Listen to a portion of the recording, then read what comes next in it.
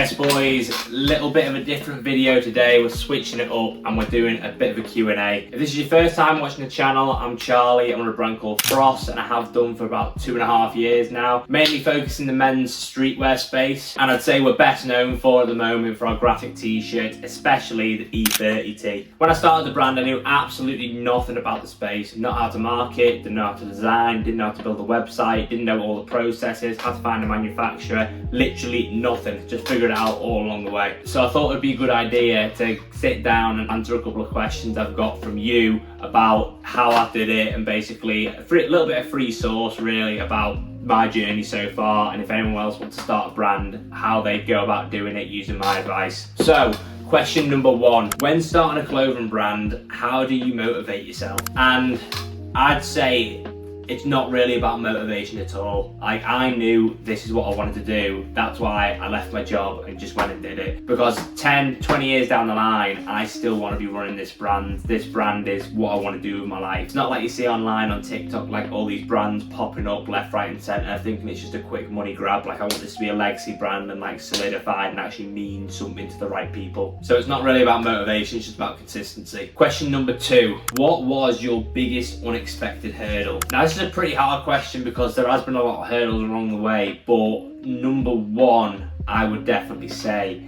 is how to connect to your ICP. Now ICP is your ideal customer profile, and in my head I know exactly who I want to sell to, and it's hard to actually connect with them on a social media level because most of my marketing, social media marketing, I've not really done any other types of marketing than social, because I believe all my customers are on social media, especially Instagram. So that's why all my time and effort's gone into there. But making the content that customer actually wants to view and will actually trigger them to buy is really hard, and I have not found the source yet. Don't get me wrong, I've had like minor success, but where I want to go to, it's not at all. Like next week we're probably going to hit 1,000 orders lifetime, but in reality I want to be doing 1,000 orders a month, then 10,000 orders a month. But it's all part of the process, and I appreciate that it can't be rushed. So looping back to the question, definitely marketing, because I'm 100% more of an operations guy myself. Question number three, what's the hardest bit of advice you've had to take, or the hardest lesson you've learned? The hardest lesson definitely is that you can't do it on your own. You cannot do it on your own.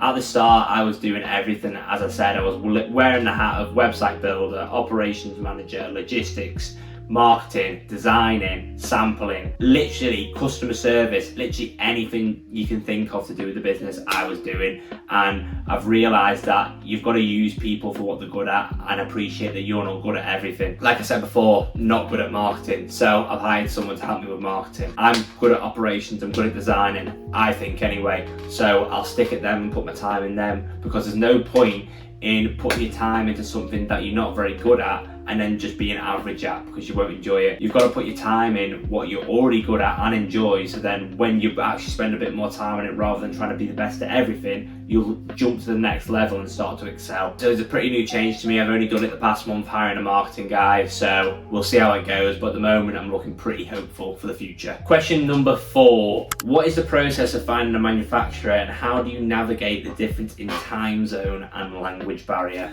Now, as I've said before in some of my vlogs, if you've seen them, I currently produce in China. I think China, the dog's bollocks, they get stuff done on time, the quality's good, the communication, and the whole process for me is just 10 times easier than when I've used elsewhere. Now at the start I was using Pakistan manufacturers. I was actually printing on someone else's blanks, using their printer, and then just doing my design. So these blanks weren't even mine. This one currently is, because then I've moved my production to China and I've got a hold of my own blanks, my own feel, because I've really thought the brand needed to go to the next level. But at the start I used blanks. Now although Pakistan are cheaper, their service is terrible, the logistics are terrible. They'll say something will land on a certain day, but you won't actually receive it until 3 weeks after that date. Like I had it before, I had a pre-order for this hoodie I called the 6-pin zip up. I'll pop it up somewhere here.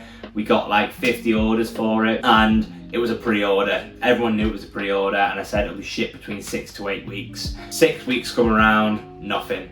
8 weeks come around, nothing. I think we sold them at the start of June and we ended up shipping them mid-September, which is absolutely unacceptable. So we've said we'd never do a pre-order again until we've actually found a good manufacturer who we trust, who now I actually believe I have, and we ended up having to compensate them really. I had to refund a couple and then also just give them like 25% off the next order and also a free t-shirt in there. So at the end, the consumer did benefit from it with free stuff and a discount, but the satisfaction and the chance of them buying again has just plummeted to the ground because it's 3 months late and it's just not ideal whatsoever, especially because I had one email from a woman who bought it for the son's birthday, and the son's birthday had already been, it was a month and a half ago, so there was nothing we could really do about that because our hands were tied by the manufacturer, so I'd never use them again. Be careful as well, because when you're starting a brand, your DMs will be flooded, your comments will be flooded on Instagram of Pakistan manufacturers going, oh yes brother, we can make this very cheap, we've got a low MOQ. Just take it from me, do not use them. It's going to be crap, the quality's awful, and realistically you can't build a brand with them. If you want fast crap money, go to Pakistan. If you want to actually build a brand, look at China, look at Turkey, and look at Portugal. We did get a bit sidetracked there, but going back to the question, how do I find a manufacturer? I actually found mine on Alibaba. Some people like to give Alibaba a bit of stick because it's like cheap stuff,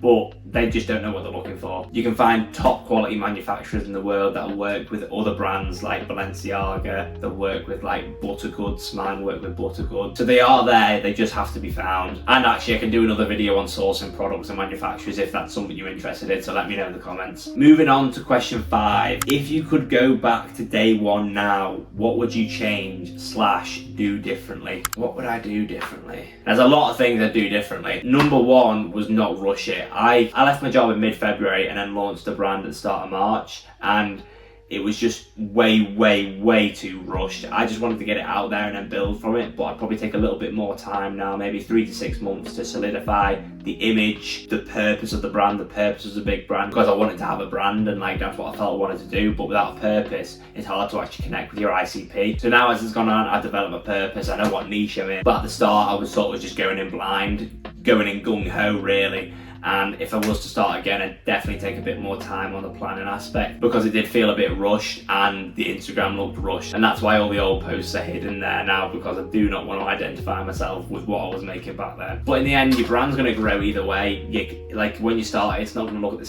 same in 5 years, so it's nice to look back on it now, but at the same time, to my standards, it's crap. Question number 6. What is the most common trap people fall for when starting a business? And I've got an easy answer for this. It's people not separating the personal and the business finances.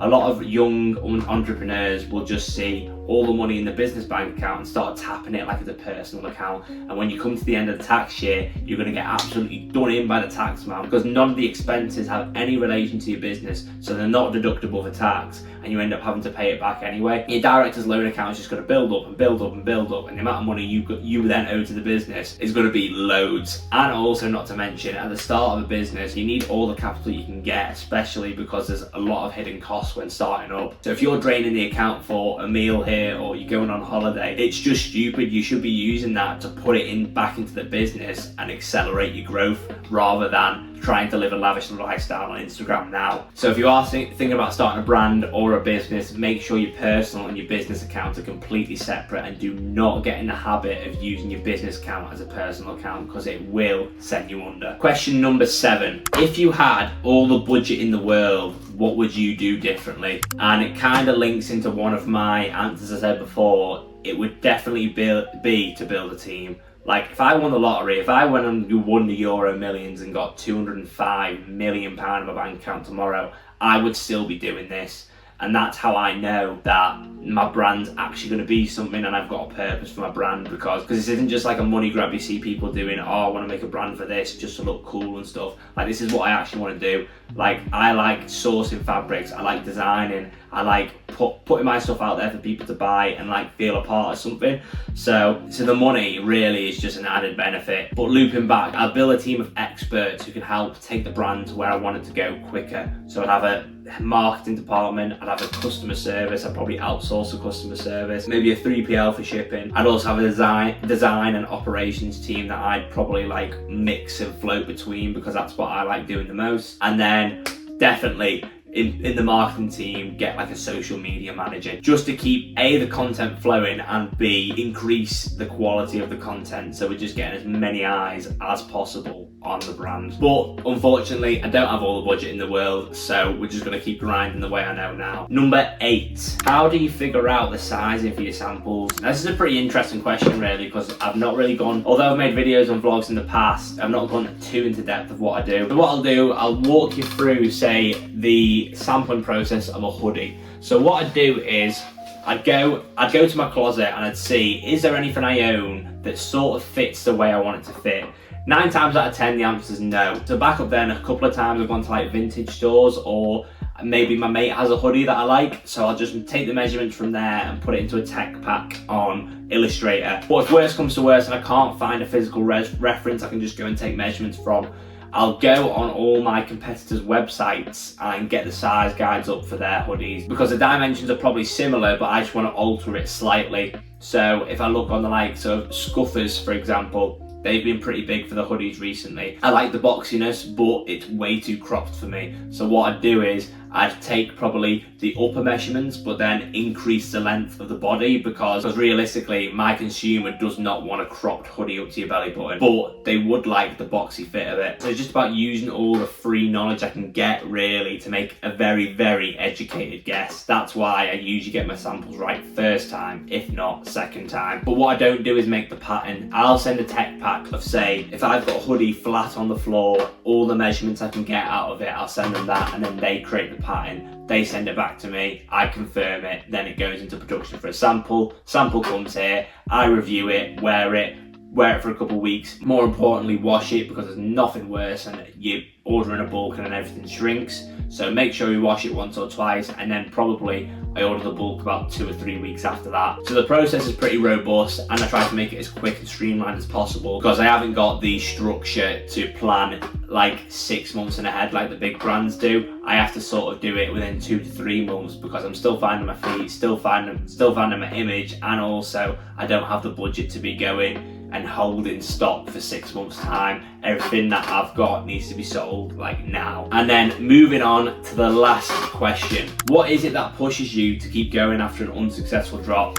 And although it's disheartening when the drop's not good on the first day, because I've had it where like I get 150 Shopify notifications in a night, and although that was sick and it gave me a serious dopamine rush, like an unsuccessful drop is just a lesson. Like obviously I've done something differently. Is it the design? Is it the fit? Is it my customers don't want this? Is it I've made this product too many times and too many different iterations? My social media wasn't good, it didn't reach enough people, my ads aren't working. But like there's always a lesson in every unsuccessful drop. So obviously the feeling's not very good of when you put all the work in, it's not worked out. But if I can learn something from it and improve next time, then it's belter. And even if something doesn't do well when I thought it would, like it isn't going to change anything. I'm still going to be here, I'm still going to be designing, I'm still going to be putting stuff out, because this is what I want to do. Like I would not recommend you starting a brand if all you want is quick money or the lifestyle of like a young successful entrepreneur or stuff like that, because realistically it's not going to be like that. It's not going to happen overnight. Like these Instagram brands you see blowing up supposedly overnight has been 4 or 5 years of hard work put in beforehand to get to that point. So I know if I just keep going, I'll get there eventually. So this Q&A style was first on my channel really. So if you did like it, please make sure you like and subscribe, because it helps me more than you know.